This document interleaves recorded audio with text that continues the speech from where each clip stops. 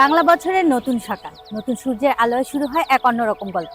আর সেই গল্পের অন্যতম আবেগঘন জায়গা হচ্ছে রমনার বটমূল। শত বছরের ঐতিহ্য নিয়ে পহেলা বৈশাখের প্রথম প্রভাতে এই বটগাছের নিচে জড়ো হয় হাজারো মানুষ।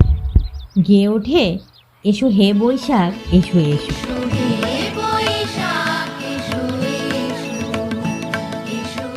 1967 সালে পাকিস্তান আমলে সংস্কৃতির উপর যখন ছিল নানা বাধা, তখনই ছায়ানট শুরু করে এই আয়োজন, রমনার বটমূলের নববর্ষ উদযাপন, যা আজ হয়ে উঠেছে আমাদের সংস্কৃতির প্রতীক।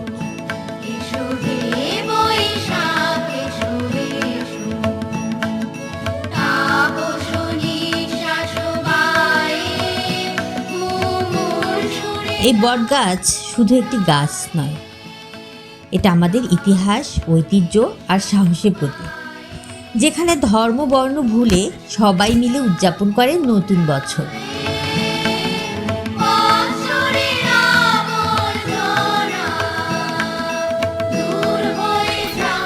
দর্শক, এই হচ্ছে সেই রমনার বটমূল, যেখানে প্রতি বছর ছায়ানটের বর্ষবরণের অনুষ্ঠান হয়ে থাকে।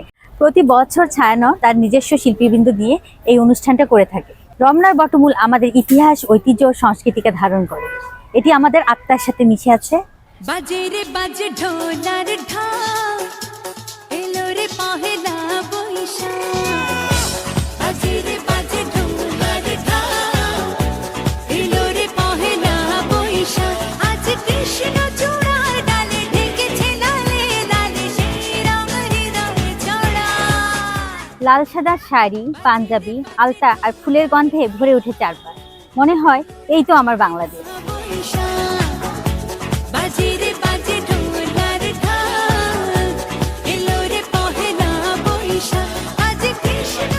পহেলা বৈশাখ মানে নতুন বছর না, এটা আমাদের সংস্কৃতি, আমাদের আবেগ এবং আমাদের এক ভালোবাসার গল্প। তাই প্রতি বছর রমনার বটমূল ডাকে আমাদের নতুন করে শুরু করার এবং নতুন স্বপ্ন দেখার।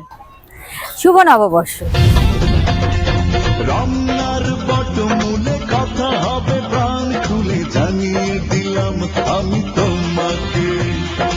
এসো বাঙালির সাথে, হাতে যেন চুড়ি বাঁধে, খোপায় যেন বেলি ফুল থাকে।